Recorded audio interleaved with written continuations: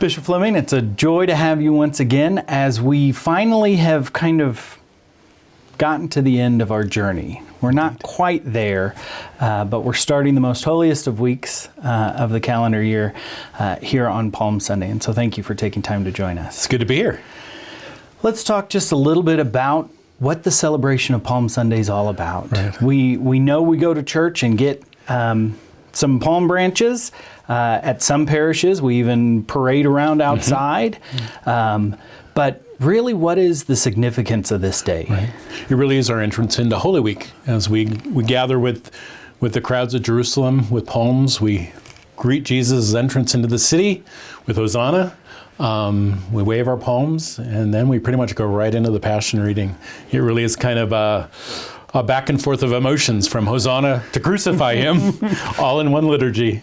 And the congregation at this Mass participates in that. Yes. They have to, I mean, I suppose they don't have to, but they're encouraged to even say those words, right. Crucify him, as though we're putting that on ourselves. Right.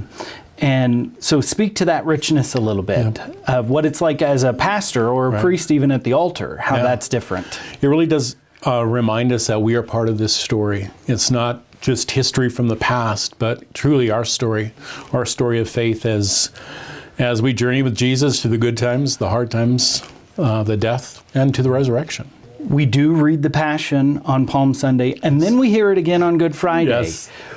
Why does the church do that? I mean, it's the same reading twice in the same week. It is an interesting question. I've wondered that myself. I think it really is always on Good Fridays from John, and the other on Palm Sunday, Passion Sunday, we hear one of the other three. So it gives us just a fuller sense of that story, I think. And again, allowing us to enter into, and in different ways, here maybe different components of the story or flavors of the story. Sure. But it really does invite us to enter Holy Week with that powerful reading of the Passion. We change our color from violet to now red. To red. What does the red signify to the church? It really signifies martyrdom, death, blood. I mean, the redness, the richness of that, and the reminder that, the color changes as we're entering a new season, a new time, getting ready to enter the Triduum. But again, symbols, that color of red is so deep and reminds us of that passion, the blood. When people get their palms, they are a blessed article now. Right. What should they do with them? Not throw them away. Often keep them for the next year, and then many parishes gather them before Ash Wednesday to burn for the ashes that we'd use on Ash Wednesday. Did they signify, why were those laid and waved about and all that kind of thing? Why was that important to our ancient brothers and sisters? One, I think they were easy. They were convenient. Could grab them.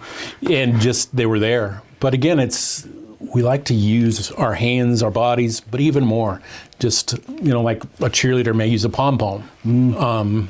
Sure. Just to enter into that celebration, that richness of using all of creation as well. Thank you, Bishop Fleming, for taking time and talking about this joyous and yet somewhat difficult day as we enter into this most holy week. It's good to be with you. Blessed Holy Week.